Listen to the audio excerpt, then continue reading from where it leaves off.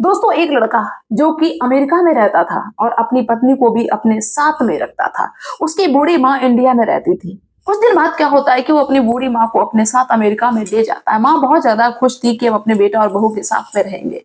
लेकिन वो जब माँ अपने बेटा बहू के साथ में रहने के लिए गई तो बेटा और बहू ने माँ के साथ में वो सलूक किया कि जैसा सलूक कोई जानवरों के साथ में भी नहीं करता है। बस उनके प्राण निकलने बाकी थे। जब माँ के साथ में इस तरह का अत्याचार होता है, माँ रोती है, तड़पती है, बिलखती है, परेशान होती है। जब हार थक के उस माँ को कोई रास्ता नजर नहीं आया तो माँ ने जो कदम उठाया अपने बेटा और बहू के खिलाफ, उसको सुन के आप भी चौंक जाएंगे और सोचेंगे कि हाँ यार सही किया, ऐसे लोगों के साथ में यही होना चाहिए। तो आखिर में उस माँ ने अपने बेटा और बहू से परेशान होने के बाद में कौन सा कदम उठाया, दोस्तों जानने के लिए मेरे वीडियो में लास्ट तक बने रहना। तो आप सभी का बहुत बहुत स्वागत है मेरे YouTube चैनल में एक और नए वीडियो में। दोस्तों ये कहानी है 70 साल की बुजुर्ग महिला प्रेमा देवी की। इनके पति का देहांत हो गया था और इनका जो इकलौता बेटा था, सिर्फ एक बेटा ही था। वो अमेरिका में रहता था और अपनी पत्नी को भी साथ में ही रखता था। और वहीं से जब उसका मन होता था तो कभी कभार घूमने आता था, मन नहीं होता था तो घूमने नहीं आता था।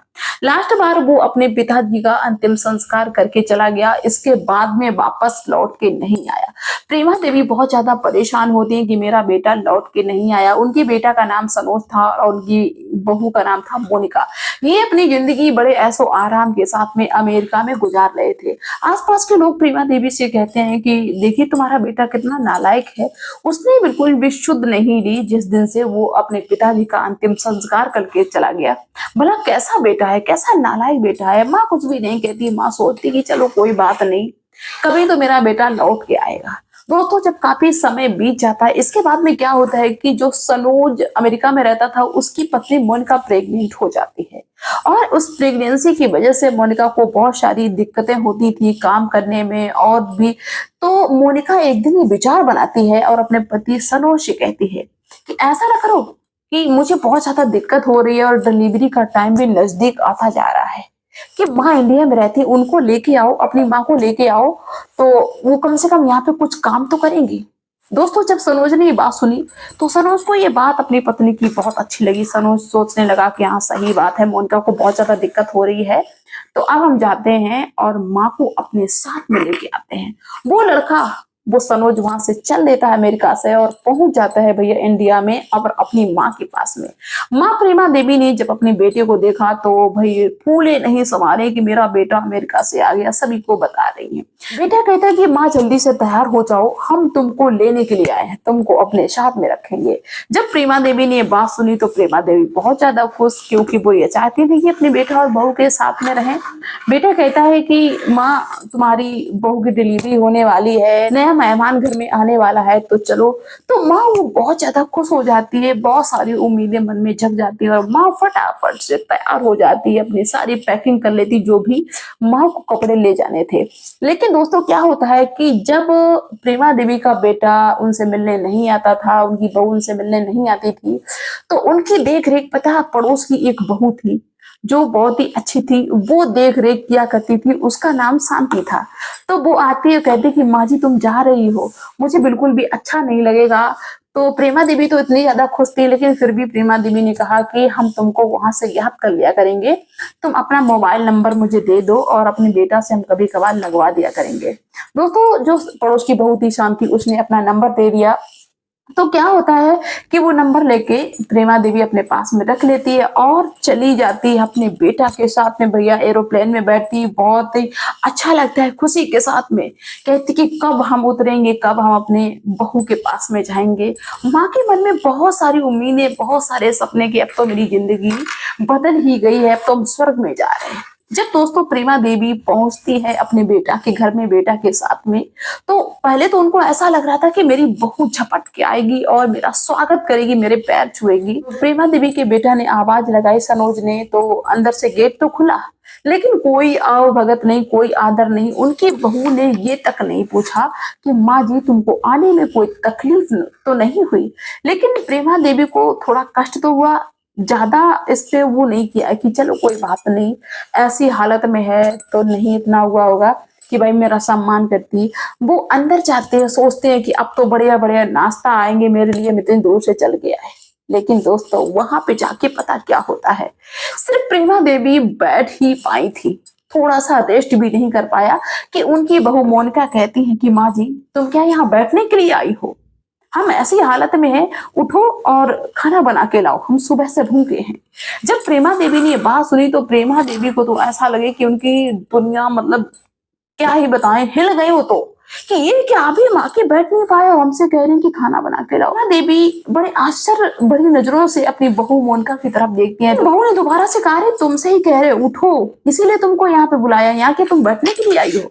दोस्तों प्रेमा देवी का पहले दिन से ही मतलब ये रूप देख के अपने बहू का दिमाग ही खराब हो गया, लेकिन अब बेचारी कर भी क्या सकती हैं। किचन में जाती हैं हारी थकी, सफर की हारी थकी, किचन में जाती हैं और सब्जी और पूरी बना के लाती है, अपनी बहू को देती है कि लो बहू खा लो। बहू आराम से लेटी हुई है बिस्तर पे। बहू ने जब ये खाना देखा तो चिल्लाते हुए बोली, अरे तुम इतनी बूढ़ी हो गई हो, तुमको तमीज नहीं है, इस हालत में मुझे ये ऑयली खाना खिलाओगी, ये पूरी खिलाओगी, तुमको नहीं पता कि मुझे पौष्टिक आहार की जरूरत है। अब प्रेमा देवी बहुत ज्यादा परेशान अपनी बहू से कहती है कि बहू हम तो यहाँ पे पहले दिन आए, पहली बार आए, मुझे क्या पता कि तुम्हें क्या खाना पसंद है, क्या तुम्हारे किचन में है, क्या करूं मैं क्या ना करूं, मुझे तो कुछ नहीं मालूम है। मोनिका चिल्लाते हुए बोली, अच्छा तुम्हारी इतनी उम्र हो गई, तुमको ये नहीं पता कि प्रेगनेंसी में खाना कैसा खाना चाहिए, वहां पे बहुत सारी सब्जियां रखी होंगी, उनको उबाल के सूप बना के लाओ मेरे लिए। अब माँ को नहीं पता कि सूप कैसे बनाया जाता है।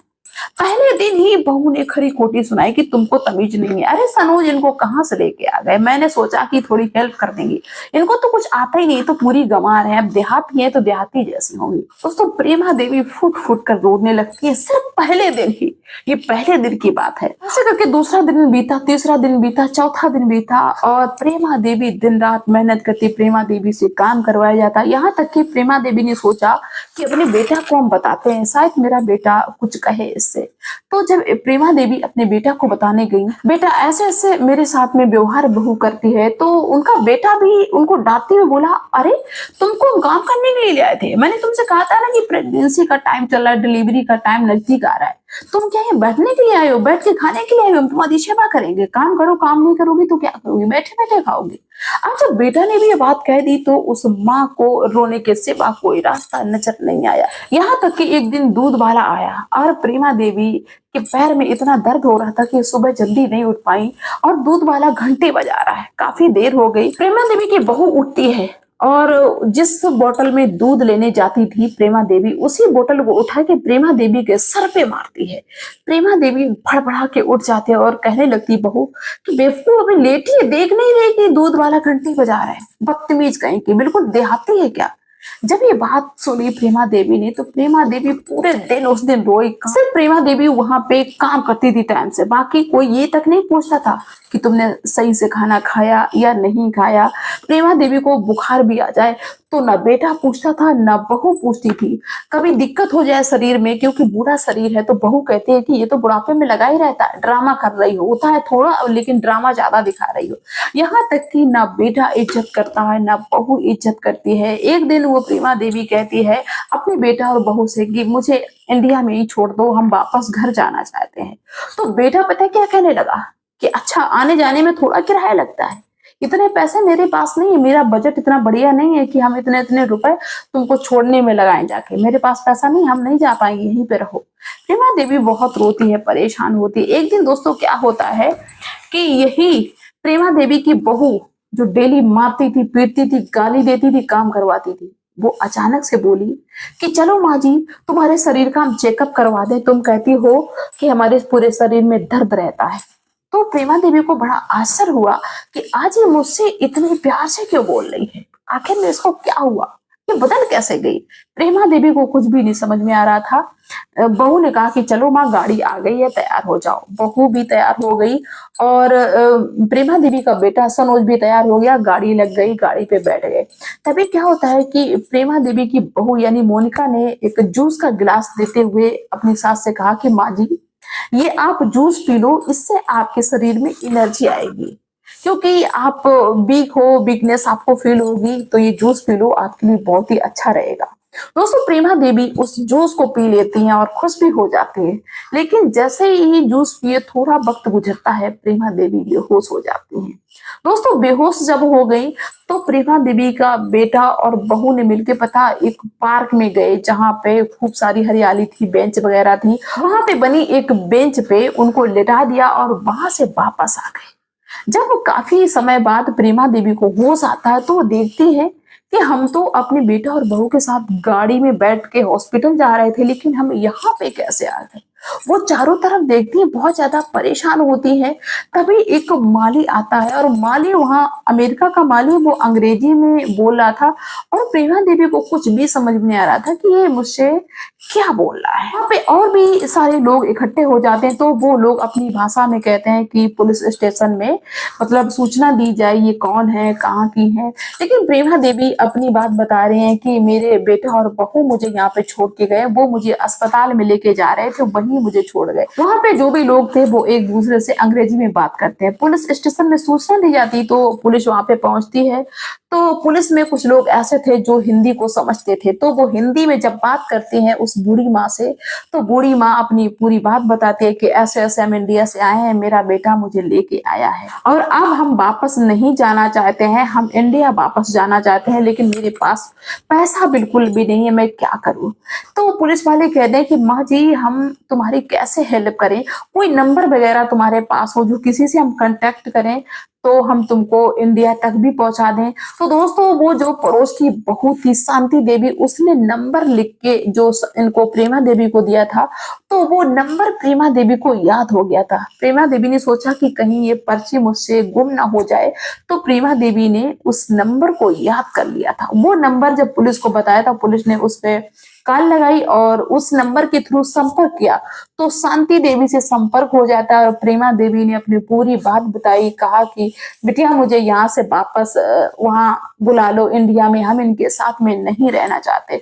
तो शांति देवी ने पूरी मदद की और जो भी किराए के लिए पैसे लगने थे वो उन पैसों का अरेंज किया और जैसे तैसे पुलिस की मदद के द्वारा प्रेमा देवी को वापस इंडिया बुलाया। और जब प्रेमा देवी इंडिया वापस पहुंच गई, अपने घर पे पहुंच गई और शांति देवी के पास में पहुंच गई, तो बहुत ज्यादा खुश होती हैं और शांति देवी बहुत ही उनकी सेवा करती है। दोस्तों, इसके बाद में प्रेमा देवी ने पता क्या किया, प्रेमा देवी के नाम पे जितनी भी जायदाद थी, जमीन, घर, जो भी जगह थी, जो भी चीज थी, वो सारी शांति देवी को लिखवा दी, क्योंकि शांति देवी ने उसकी देख रेख की थी और शांति देवी ने ही अमेरिका से यहाँ तक लाने का पूरा बंदोबस्त किया था।